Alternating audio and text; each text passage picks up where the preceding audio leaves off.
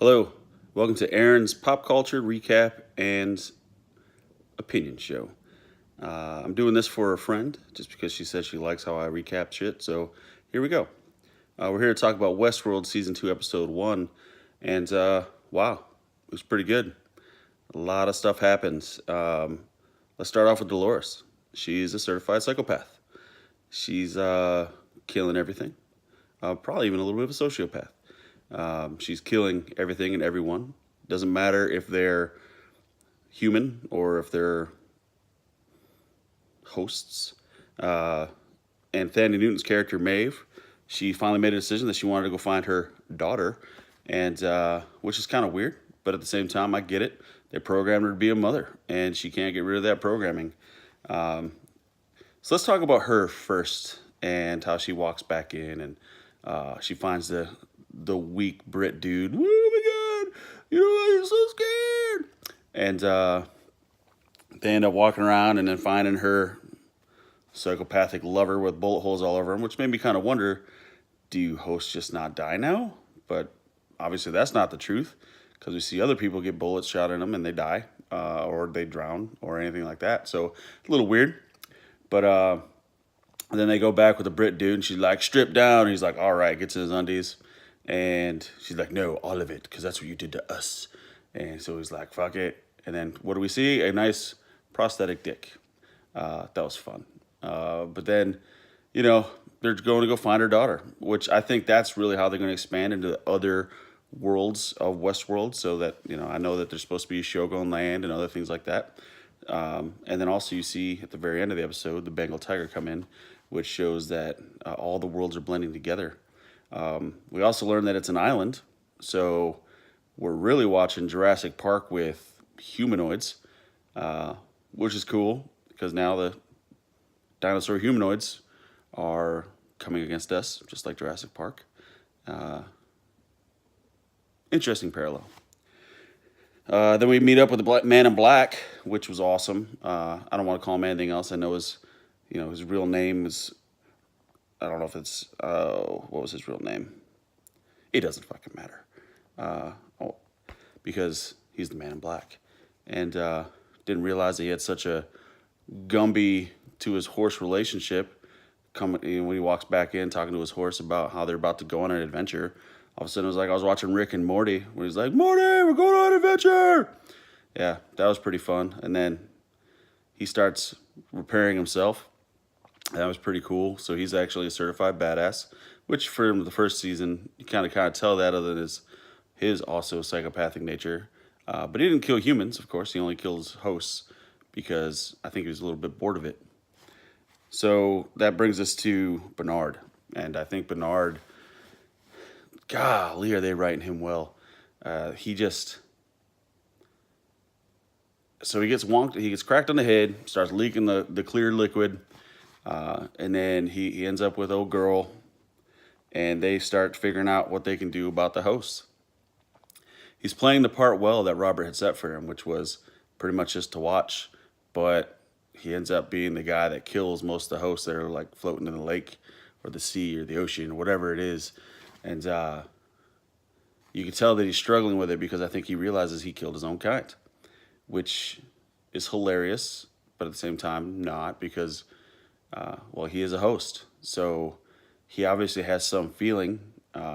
They made him more human than most from Jump Street by giving him the backstory of the original creator, with his son passing and things like that. And they gave him obviously more access. Oh yeah, one other thing. How the hell does that guy have DNA? I honestly didn't think hosts had any kind of genetic code. And as an example, so he does have full access, but Thandie Newton's character Maeve doesn't. She is able to pass a certain boundary because she programmed herself that way. But then her psychotic lover, this is last season, can't get past a certain door because he doesn't have that authorization code. But Bernard can grab a handle, and now he has DNA, so he can get in and out of buildings that all humans can get in and out of. I found that to be pretty interesting, and I want to see more about that because I don't really understand how he has that ability. And then also, he was able to plug into a host to see hosts around him and see himself. Has he never done that before? That was a little weird. Or how does no one else know that whenever they plug into another one? The only one that knew Bernard was a host was Robert. So I'm really curious as to. I mean, maybe it's probably just a plot hole, or maybe they'll explain it later on in this season or a future season. But I found that to be a little weird. So let's go ahead and talk about Dolores and Teddy. Yeah, Dolores is a certified psychopath, sociopath. Reason I say sociopath is look at how she manipulates Teddy at the end of the episode when she says, when she gets up close to him and she's like, blah, blah, blah, blah, blah. And Teddy's like, oh. And she's like, blah, blah. He's like, oh. James Marsden, great actor. You can tell because, man, is he playing a bitch.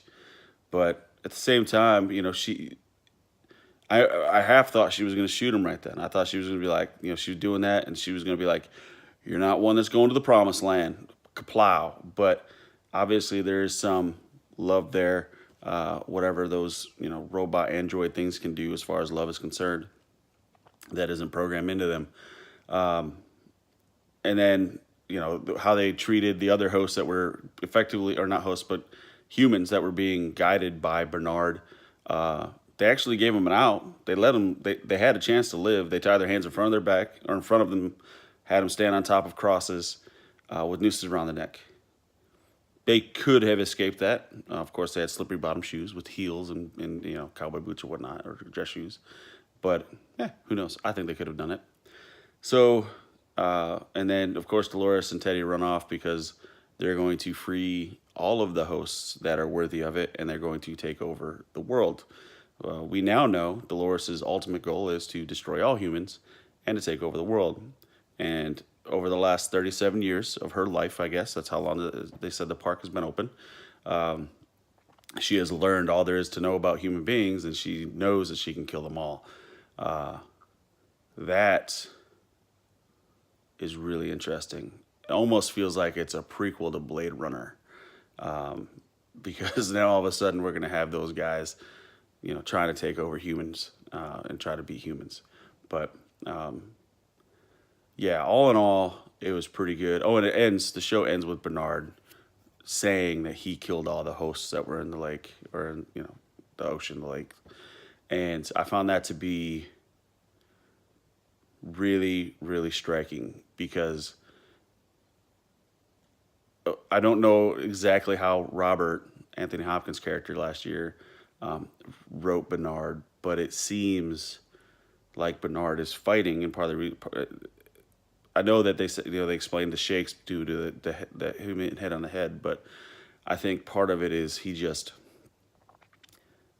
used to for so long controlling the hosts, and now's the moment that he's at a crossroads where he has to decide, does he want to be human or does he want to be a host? And it looks like he's siding with humans. It looks like he wants to be more of a human than a host. So he's going against the hosts. And I find that to be extremely interesting. Do I think that they're going to build Bernard to be Evan Rachel Wood's character's main nemesis? Now Wyatt, if it's going to be Wyatt's main nemesis. I don't know. I don't think so. I think it'd be really cool. I'm interested to see kind of how they intertwine his story, Thandie Newton's character Maeve's story, and then of course Evan Rachel Wood's Wyatt now, or Dolores. All three of their characters together, or all three of their stories together. Is Thandie Newton the one that's going to be the one that liberates all the other worlds, if you will?